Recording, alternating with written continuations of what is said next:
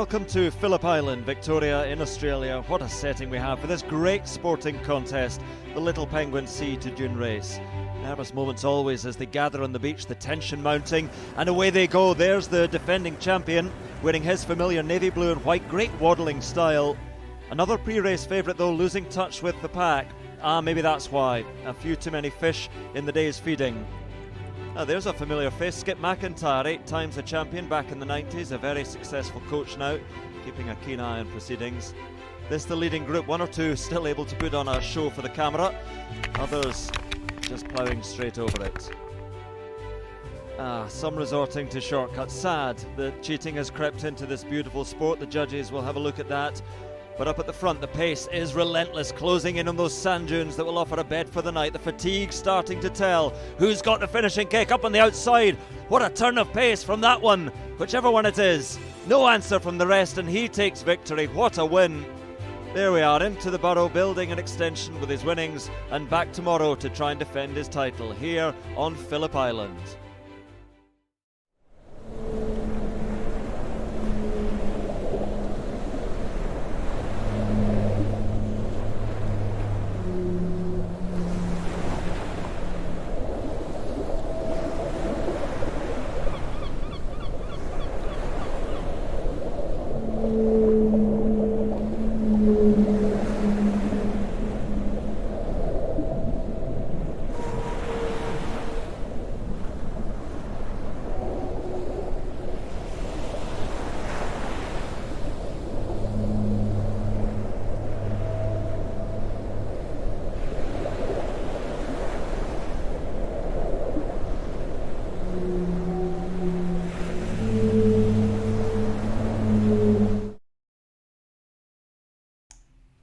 Good evening, ladies and gentlemen, boys and girls, and welcome to Live Penguin TV. My name is Steven. I'm going to be your host for tonight. I'll be controlling the camera and taking you on a journey with our penguins this evening. And joining me tonight, I have the wonderful Viv. Come and say hello, Vivian. Hello everyone, I'm going to be on Facebook checking your questions and YouTube as well. If you've got anything, let us know as many questions as you have. Last night we had 956 penguins cross the beach, which meant I won the chocolate, so yay. I've made the same guess again tonight, so hopefully we can go 2 nights in a row. Thanks everyone. Thanks, Viv.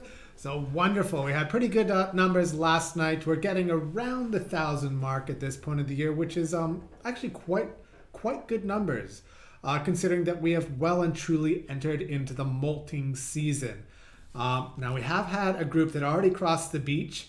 They caught us a little bit by surprise. I'll swap over to the highway camera and we can even see a few of them coming down the highway, getting ready to give us a nice little close-up to our penguins. Now, for those first-time watchers, ooh, hello, what's frightened you guys? Can't get into the underground there, guys. You're not welcome.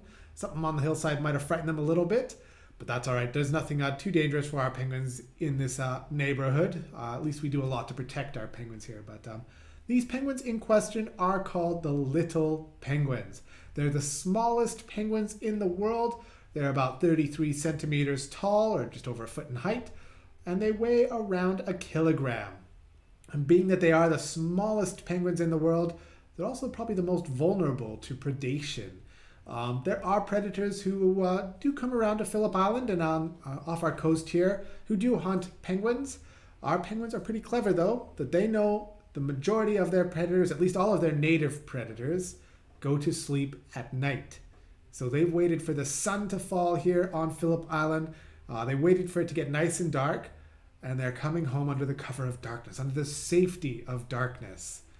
Now, a few of our penguins came out a little bit too early tonight, so maybe they're being a little more cautious. They saw some movement in the bushes, gave them a bit of a pause, just keeping an eye out for safety's sake. But it looks like they're feeling confident again and heading on down the boardwalks. They're heading down the Penguin Highway, sorry. And that one at the back on the right side is a bit of a chunkier penguin. It's probably a pre-molter getting ready to come home to molt. Now we'll tell you what that is in the near future, but I did see a few penguins on the water's edge here. I don't know if any of them crossed. It doesn't look like they've crossed. I can see them swimming out here.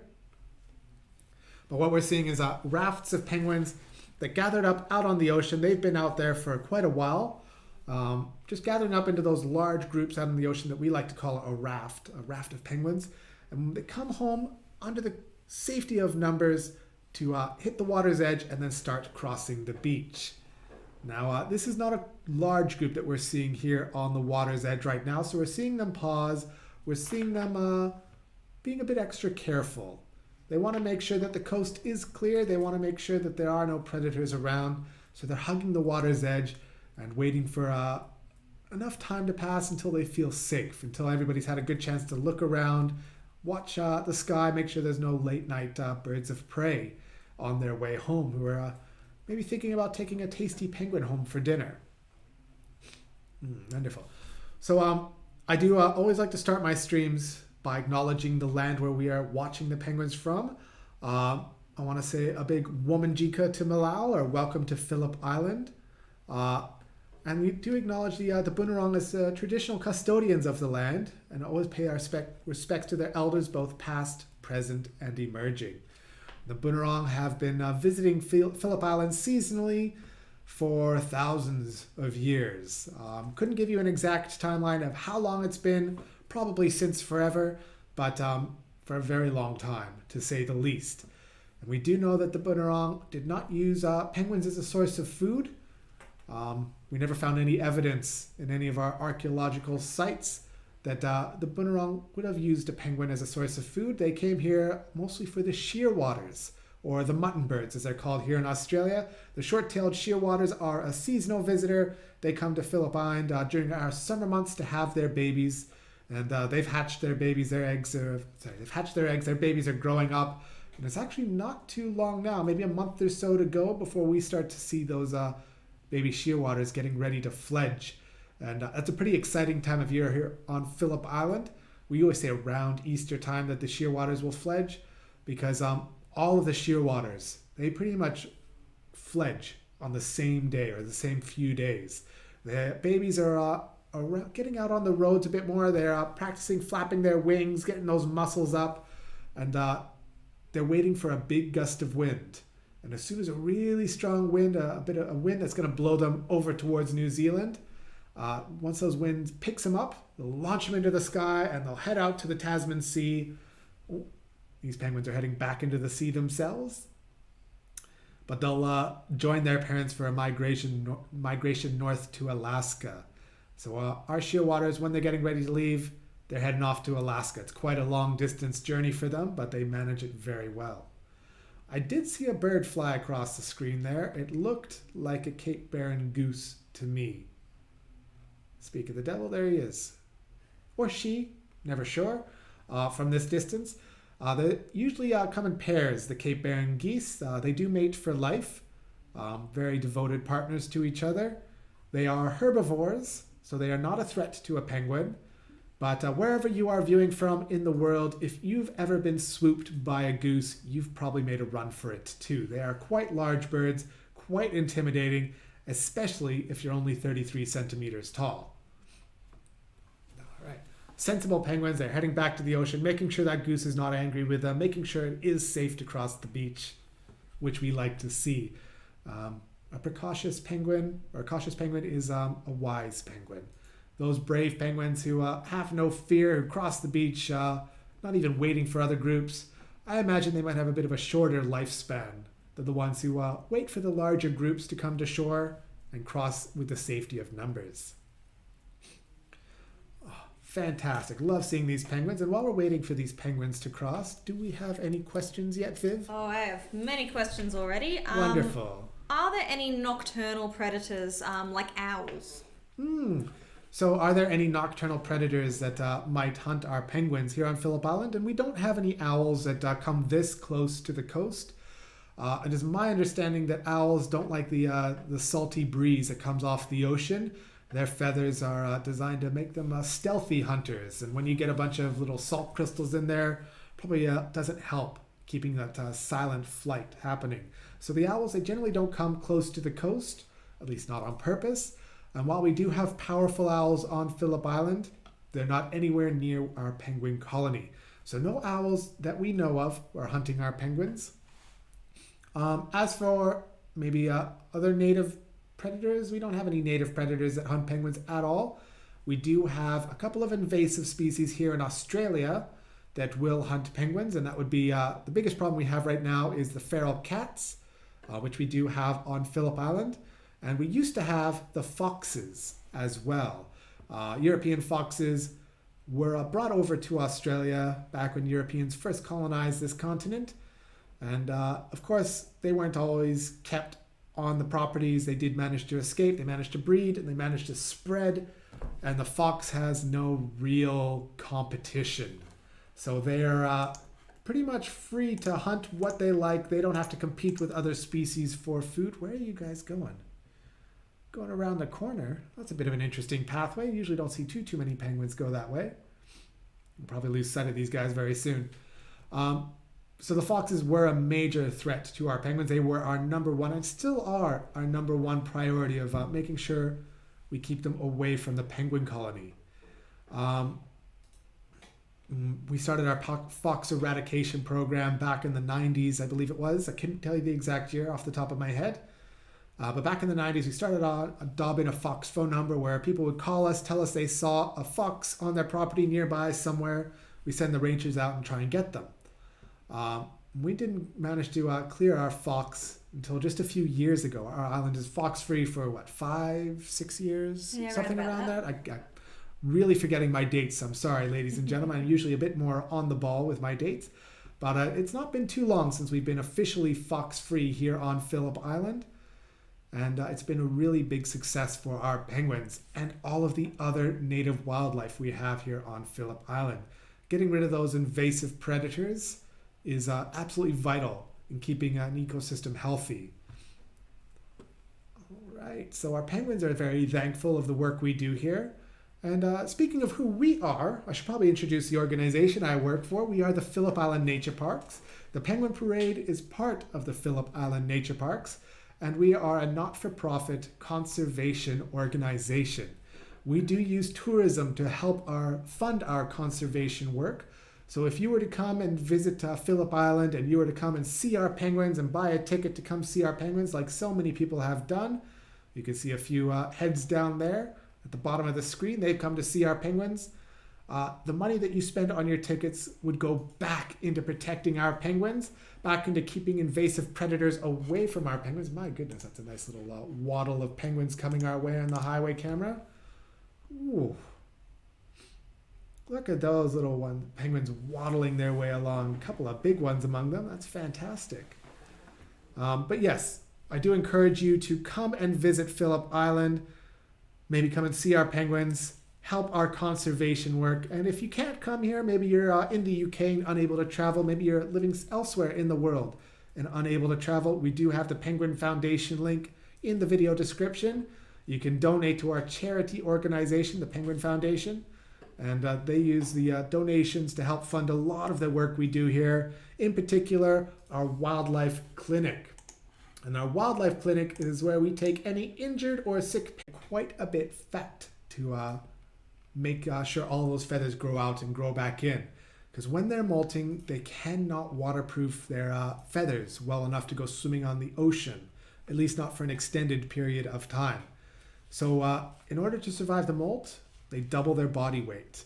And that will help them to survive about 2.5 weeks without food.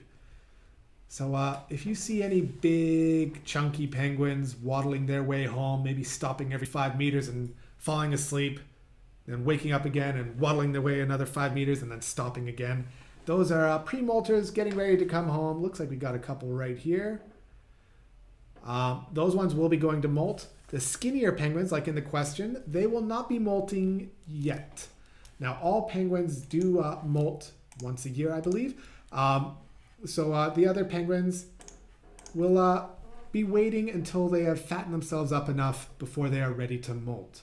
A penguin really doesn't molt until they hit at least enough of a weight, because once they've hit a certain size, their brains release a hormone, and that hormone is what encourages the molt to happen.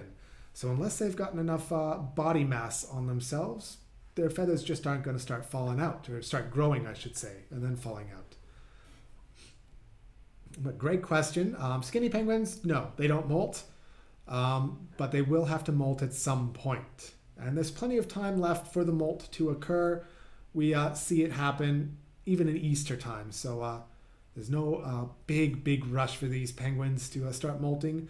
We've even seen a few of our penguins having a last late breeding attempt where their chicks are pretty much ready to fledge right now. They've got a couple of days left. They still haven't fledged.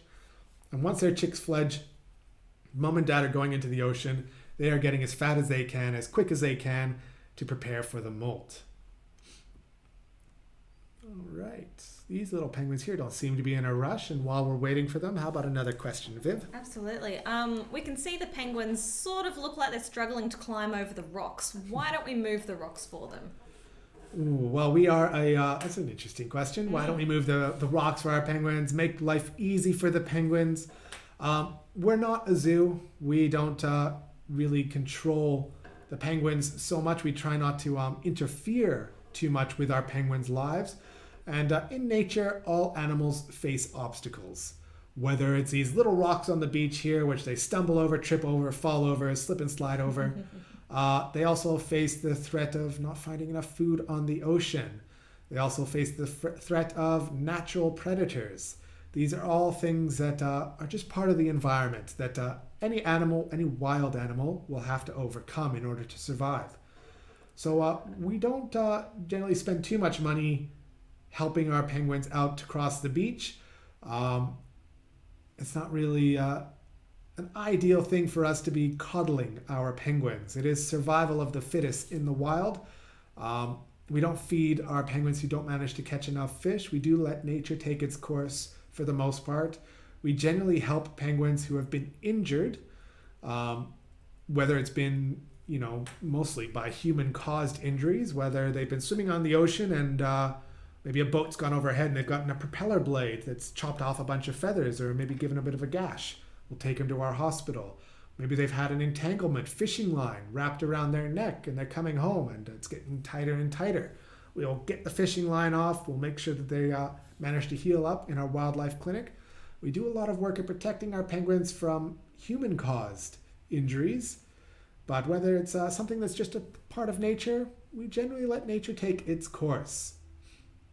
We don't want our penguins learning that they can just pretend to be sick and come and get free food from us night after night. We want them to be able to survive on their own. We want to encourage these penguins to spread on the good genes to make sure the healthy and the strong penguins pass on their genetic code, and that way the population will benefit as a whole over time. Sometimes we like to say it's a bit cruel to be kind as a ranger. If we see a starving penguin on the beach, we take them to our hospital and feed them up and release them back into the wild, we haven't really done the colony as a whole a favor. It's best to let the strong survive, we find. All right, another lovely waddle of penguins crossing the beach. It's always so good to see lots of healthy penguins coming home. The vast majority of our penguins are quite healthy. Look at that bunny. Get out of here, bunny. We don't want you around. You don't belong here in Australia. The rabbit is not a threat to our penguins. Their numbers are pretty well controlled here on Phillip Island. But a cheeky bunny running through the penguin colony like that, they might get a bit of a nasty peck on the bum from one of our cheekier penguins. But as you can see, a lot of our penguins are really healthy. We very rarely see sick or injured penguins. So you don't have to worry too much about our hands-off approach of letting nature take its course. All right, little group coming up the highway. Let's see if we can get them into focus for us. Oh, fantastic. Lots of different sizes on these penguins. Don't see any pre-molters here. I do see a couple of penguins up there. I'm not sure if they're chicks or if they're molters. They look quite fluffy and big to me. We'll come back and have a look. There have been chicks hanging around there, so I think they might be. Vivian thinks they're chicks. I'm going to go back and have a look because baby penguins are definitely worth a bit of a squiz.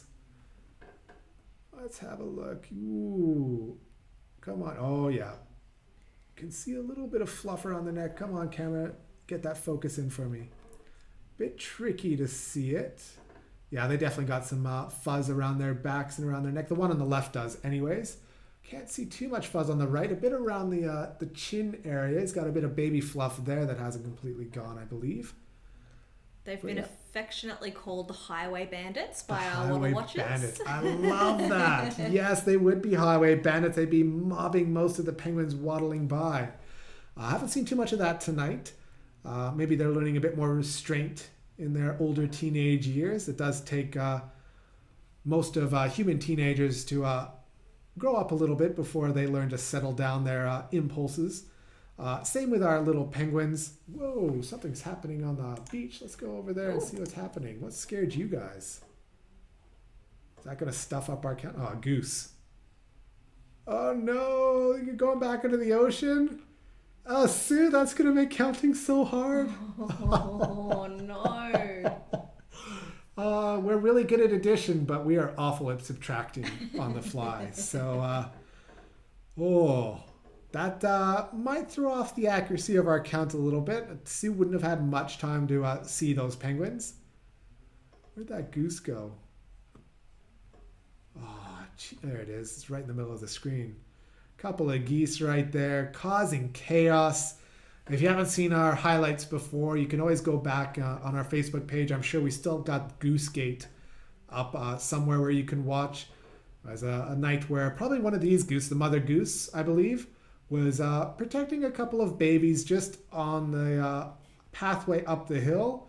So over here on the right, there was a pathway going up the hill where Mama Goose was with her chicks and a bunch of penguins were going up that pathway, and the Mama Goose was not budging. She just stood her ground and started attacking any penguins that got too close, as a mother goose will do to protect her young. But it was a really fun video to watch. I do highly recommend checking that one out. On the plus side, we'll see some more penguins crossing the beach. Ooh, hello. There wasn't that many penguins that ran back to the ocean. All right, that's definitely going to throw off our count tonight, because the group at the top of the screen, I believe those are the ones that ran back to the ocean, and the ones on the bottom are brand new penguins. Sue has got a very tricky count ahead of her right now, so I wouldn't be surprised if she just decided to try and count them all on such a high tide and hope for the best. Well, I definitely am not winning the chocolate again tonight, Stephen. No, that's quite a few penguins tonight, so who knows, maybe I'll win. I always have the most optimistic guess. I guessed 2,000 penguins tonight, which is a bit obscenely optimistic at this time of year. We're very rarely getting anywhere close to that number, but you never know. Optimism is always a good strategy to have with penguins. Besides, if I win the chocolate on any given night, it means that we've had more penguins than anybody else thought we were going to have. And that's a pretty good night. So if I win the chocolate, it's a win for everybody. Fantastic. Love seeing these penguins. In case you didn't know what we're talking about with the chocolate, every night the Rangers have a penguin lotto where we guess how many penguins are going to cross the beach. We have actually banned Bill, one of our penguin counters, from guessing while he is counting the penguins, because he counted the penguins about 3 or 4 times in a row, and he won the chocolate every single time he counted. So he's been banned from entering the lotto when he's doing the penguin count. But no, it's a bit of a fun thing we have. We never know how many penguins are going to cross the beach, because our penguins can spend several days on land, and they can spend weeks, even a month on the ocean at a time without needing to come back onto land. So the number of penguins we get every night does vary. It does change by quite a bit. Okay, these guys are waddling their ways down, kind of separating into 2 little pathways, a little Y-shaped split off there. Some are going to be going up the hill towards where maybe these geese are. Others are going down the Penguin Highway. The geese are at the top of the screen. I don't think they'll bother our penguins too much. But we are coming up into a bit of a courtship season for the geese. It's a bit early for that. But some of our geese are displaying that courtship behavior where they're reattaching their bonds with their partner. And testosterone tends to flow a bit high when this season begins. So the males might be a little bit more aggressive than usual. While we're on the geese, do the geese mate for life? Yes, our geese do mate for life. So they stay with the same partner their whole lives. which is why we always ask people to be extra careful when they're driving on our roads here on Phillip Island, because these geese have absolutely no road sense. They will literally walk in front of your car as you're driving down the road. I was driving down the road one night, taking one of our tours to a little private beach, and a goose flew over the top of the van. I think I see the chicks doing a little bit of activity on the penguin bandits. They're at the top of the screen there. I thought I saw them coming out. But each one is going back to its own burrow. I believe Vivian's phone is letting me know I've got about 5 minutes left. Is it 5 minutes? Yes. Wonderful. So we do have 5 minutes left. I'll ask you to put any more questions in the comments if you have them. We'll try and answer maybe one or two more this evening. We got plenty of time, I think, for another question, Vivian. Absolutely. So how do the penguins build their burrows?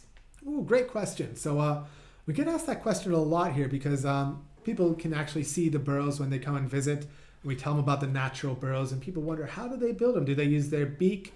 Do they use their flippers? How do penguins build a burrow? Well, they use their feet. They got really nice webbed feet with sharp claws where they can dig out the sand and kick it out. And it's very sandy kind of sand dunes around here, very loose soil. Penguins won't spend too long trying to build their burrows. They want to do one that's fairly easy. So if they encounter an area with really hard soil, hard compact soil, they might dig for an hour or so, and then they'll give up if they're not making any progress. But usually they get a bit of a sandy burrow, really easy to kick that sand loose, and they make a little narrow entryway for them to go in. It's big enough for a penguin to crawl through, and it opens up into a big, nice bowl at the back. It's usually tall enough for a penguin to stand up in. And the depth of these burrows are about the length of an arm. Now, we used to have a penguin study group that would come along and do health checks on our penguins, get a bit of an estimate on how many penguins are in the colony at a time, and they'd weigh them and they'd see if they were on eggs and see what was happening throughout the year. And the penguin study group always found that a penguin's burrow depth is exactly as long as a researcher's arm. Because you stick your hand in that burrow and you're trying to scratch and get the penguin out of there, and you keep digging it out and digging it out.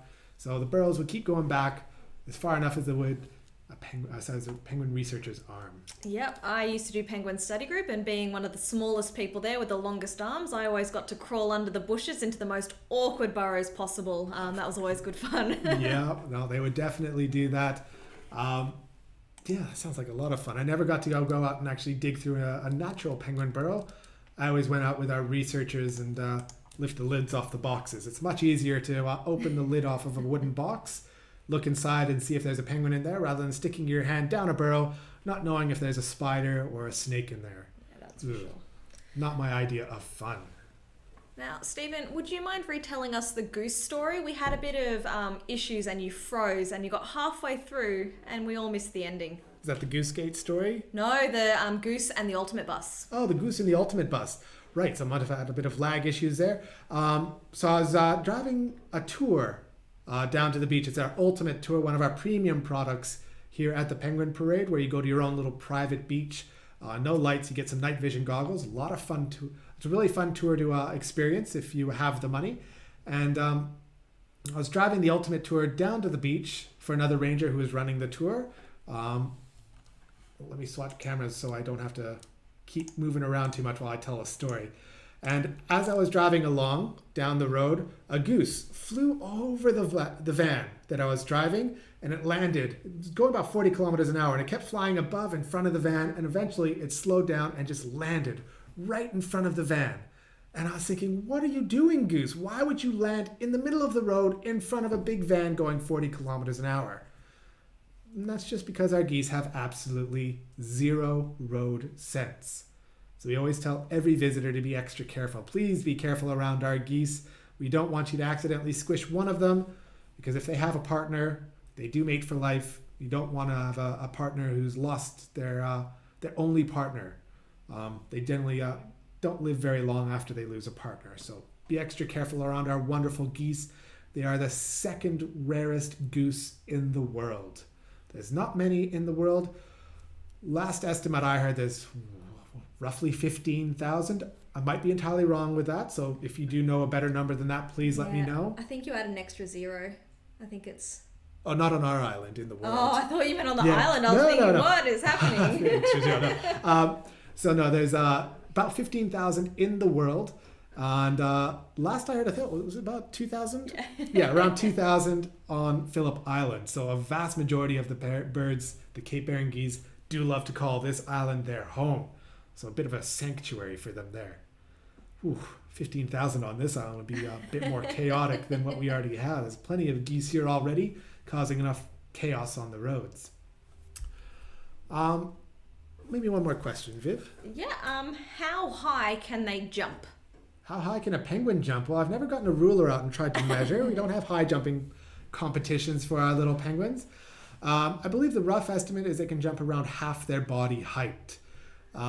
Very rough estimate. There are exceptions to all rules, of course. But we have definitely seen penguins doing fairly good jumps as they're trying to travel around. And my favorite is when they get to the top of the hill, where you follow them along our boardwalks. They get all the way to the top of the hill.